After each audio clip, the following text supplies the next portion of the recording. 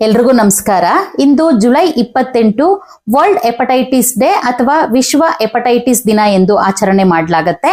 Hepatitis ಎಂದರೆ ಲಿವರ್ನ inflammation ಅಥವಾ ಉರಿಯೂತ ಉಂಟು ಮಾಡುವಂತಹ ವೈರಸ್ಗಳು ಎಂದರ್ಥ.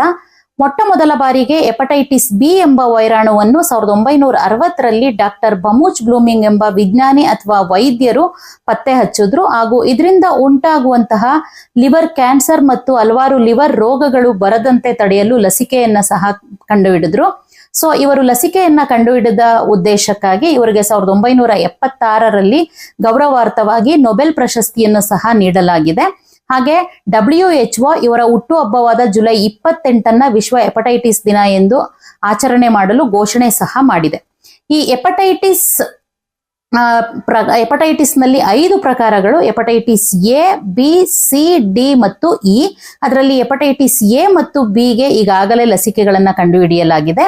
ಹಾಗೆ ಈ ಹೆಪಟೈಟಿಸ್ ರೋಗಗಳ ಬರದಂತೆ ತಡೆಯುವಂತಹ ಮುನ್ನೆಚ್ಚರಿಕೆ ಕ್ರಮಗಳಾಗಿ ಶುದ್ಧವಾದಂತಹ ಕುಡಿಯೋ ನೀರನ್ನ ಬಳಸುವಂಥದ್ದು, ಸ್ವಚ್ಛವಾದ ಆಹಾರವನ್ನ ಪಡೆಯುವಂಥದ್ದು, ಹಾಗೂ ಬ್ಲಡ್ ಟ್ರಾನ್ಸ್ಮಿಷನ್ ವಿಷಯಗಳಲ್ಲಿ ಅತ್ಯಂತ ಜಾಗರೂಕತೆಯನ್ನ ವಹಿಸುವಂಥದ್ದು, ಹಾಗೆ ಮೊದಲೇ ಮುನ್ನೆಚ್ಚರಿಕೆಯಾಗಿ ಲಸಿಕೆಗಳನ್ನ ಪಡ್ಕೊಳ್ಳೋದ್ರ ಮುಖಾಂತರ ಈ ಹೆಪಟೈಟಿಸ್ ರೋಗಗಳು ಬರದೇ ಇರೋ ರೀತಿನಲ್ಲಿ ಕ್ರಮ ವಹಿಸುವಂತಹ, ಜಾಗೃತಿ ಮೂಡಿಸುವಂತಹ ಪ್ರಮುಖವಾದಂತಹ ಉದ್ದೇಶವನ್ನಿಟ್ಕೊಂಡು ಈ ದಿನವನ್ನ ಆಚರಣೆ ಮಾಡಲಾಗತ್ತೆ.